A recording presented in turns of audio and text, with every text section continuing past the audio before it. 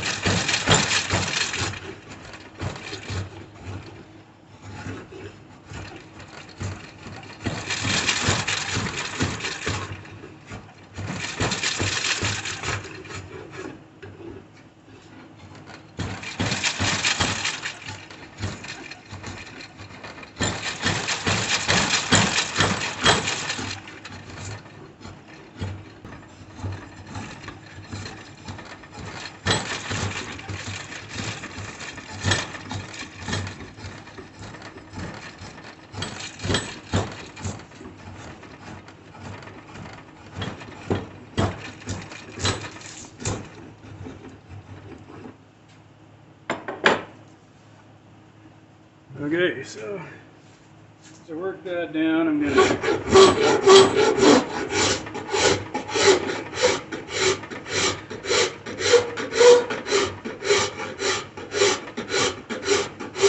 rasp down to my lines too.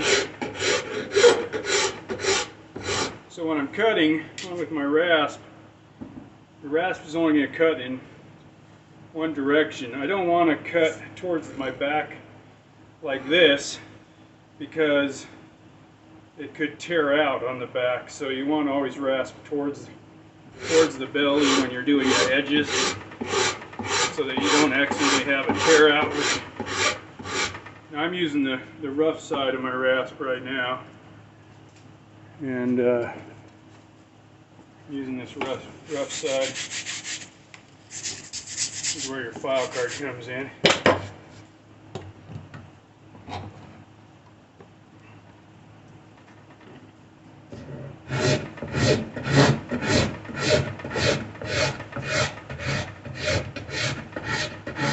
So if you're new to using rasp, like I said, they only cut in one direction.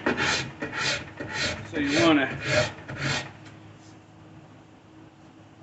there's no reason to really drag your rasp a lot going backwards.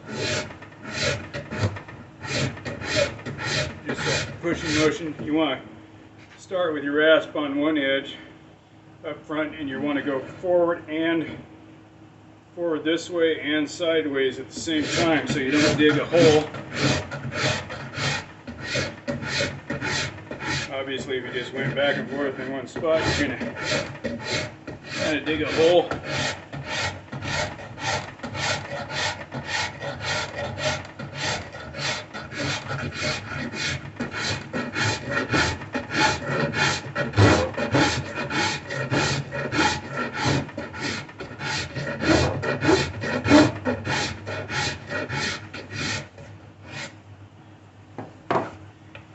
Okay.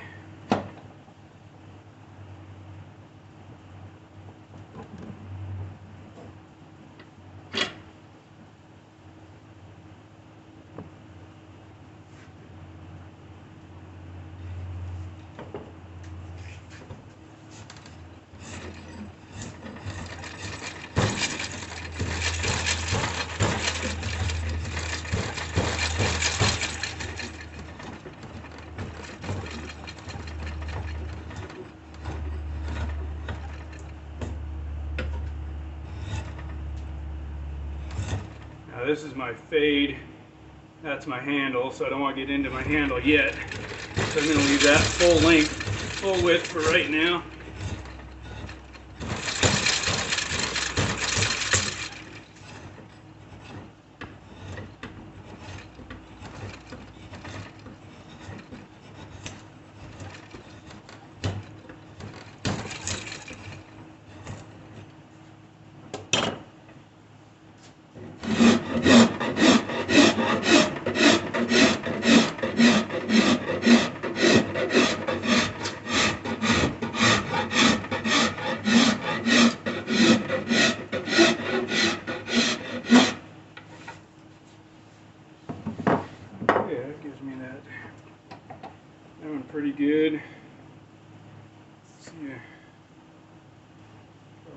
more to do on this one.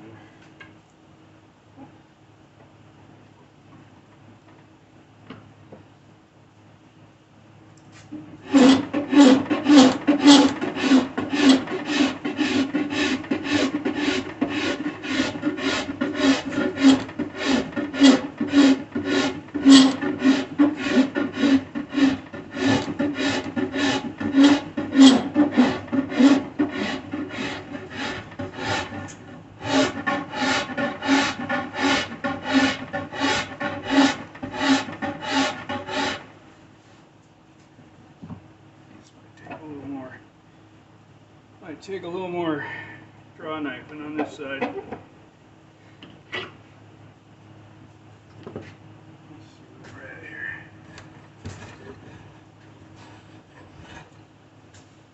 Oops.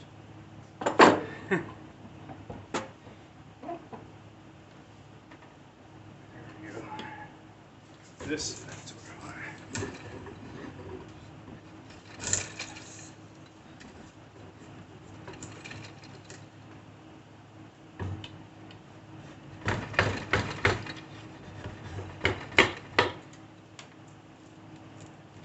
Right there, I almost split too much into it.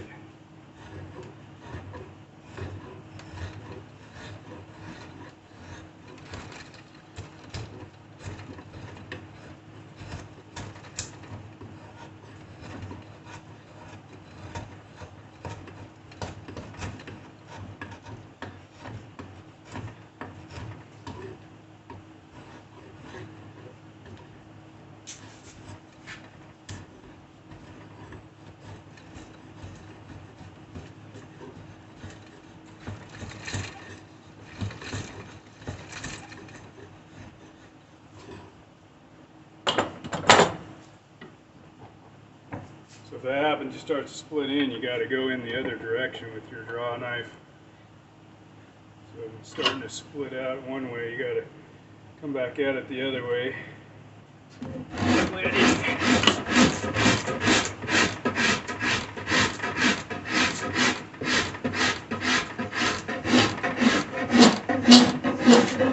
Get into the limb too badly right there.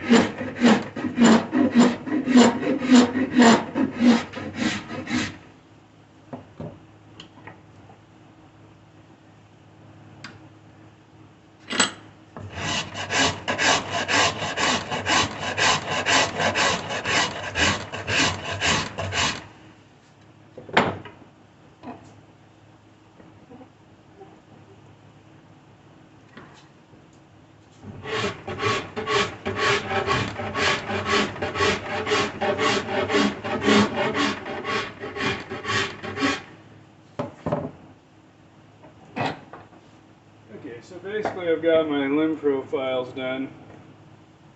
So just like on that other side now, I want to come in here and draw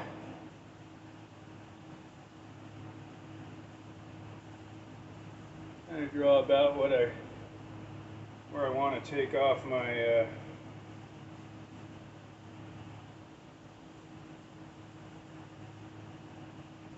my limbs.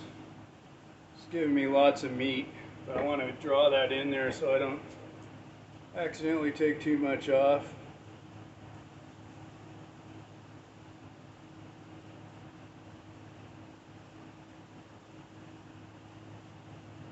That just gives me something to go down to.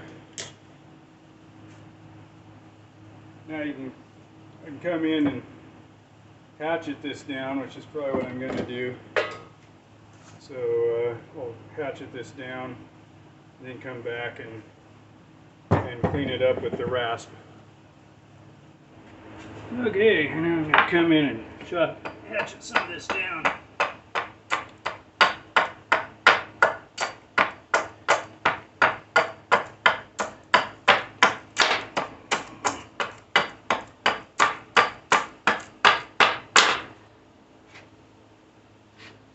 Like I said, this can be a lot faster.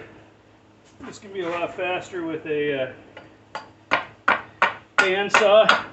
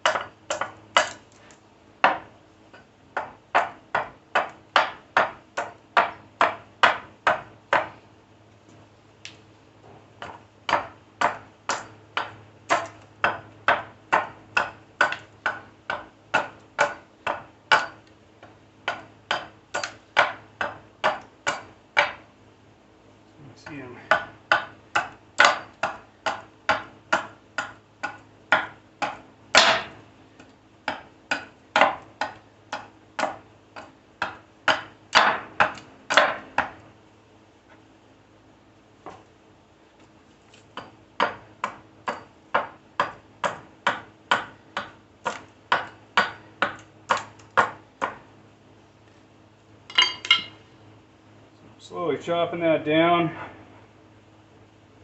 getting it closer to my lines, and then I'll come in with either a Drawknife a little bit, or just a rasp. If you don't have a Drawknife, you can get it pretty close with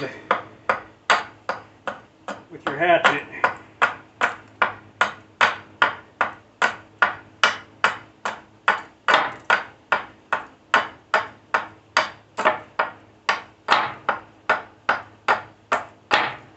If you notice I'm chopping this side, then chopping this side. I'm still keeping that raised center. That way I don't accidentally get into one side too far over the other.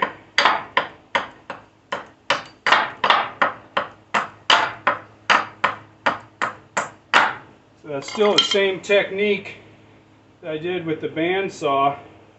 And then I'm going to keep working my way back, working my way up the log side to side, keep an eye on my lines. I'm going to come in and try to get pretty close, but not exactly. Now I'm going to switch to Drawknife this down.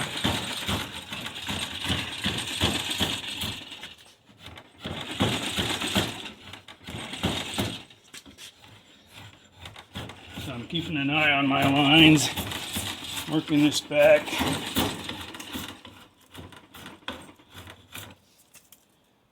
So if you look, I'm still doing that crown in the center so I don't get into my other edge. So I'll work this edge, and I'll work that edge, and I'll go back and forth, keeping that center.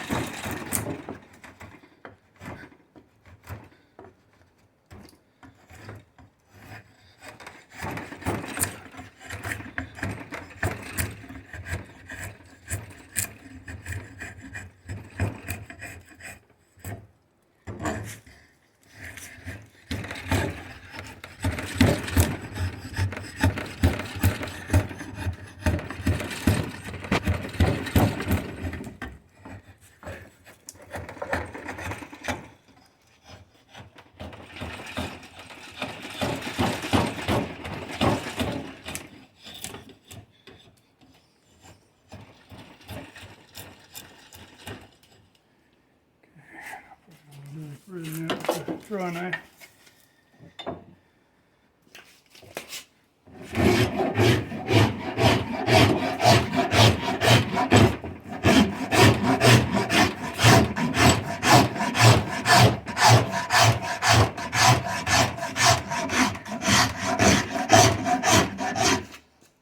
Okay, so now when you're doing this, you don't want to go this way. So you don't tear out. You always want to go into your limb with your rasp. Now on this side,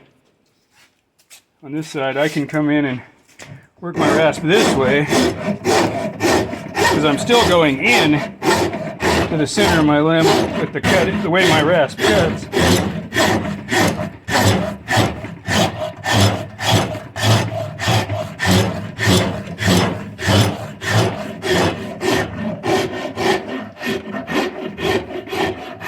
I can kind of round off that crown when I get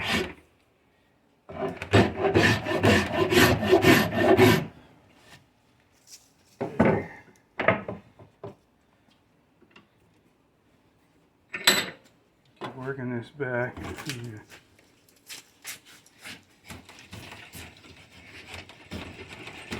So like I say, this takes a little less time if you have the bandsaw. But this works fine. Just gotta take your time.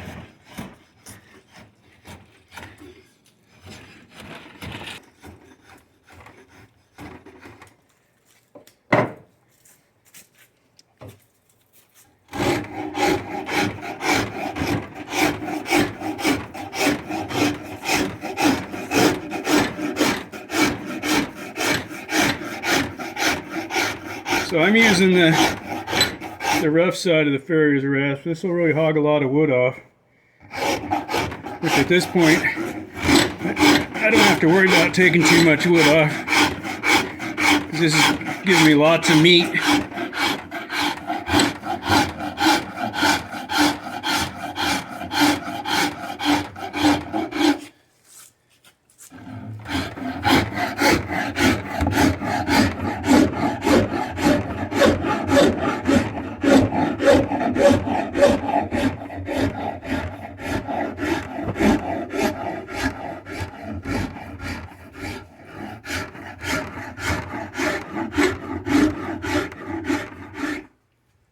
So there was a question about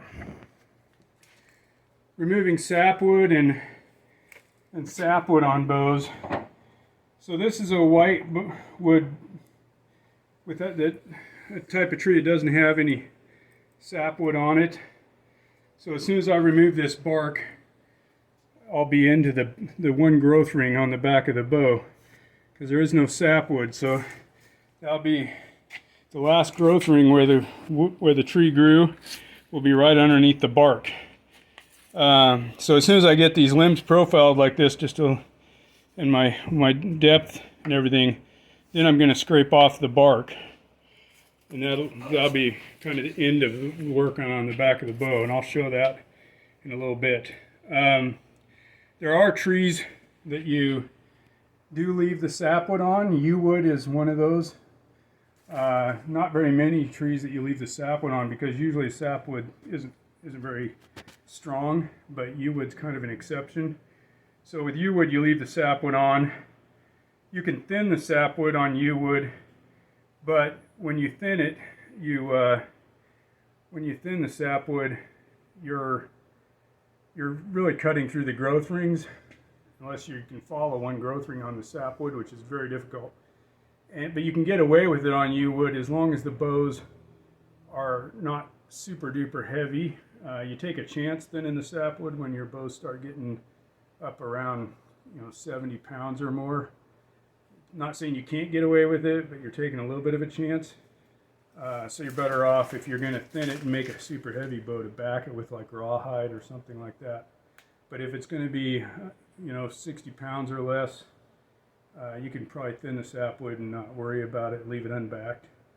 That's why guys that cut yew wood really like to find yew wood with like 1/4 inch sapwood or so, because that's about perfect and they don't have to thin it or anything. But it depends upon growing conditions. So sometimes your sapwood's a lot thicker. Osage, black locust, mulberry, they all have sapwoods, and generally the rule is you take the sapwood off and go all the way down into the tree to find a thick growth ring. Usually the growth rings are thicker further into the tree, and you want a good thick growth ring on the back. But that's not to say you can leave a thin layer of sapwood on those woods and still get away with it, but it's not the general rule. So I hope that answers that question. So I'm going to keep working on this, and then we'll get into where I'm just going to take this back down to the line, and then we'll get into removing the bark here in a little bit. Thanks for watching.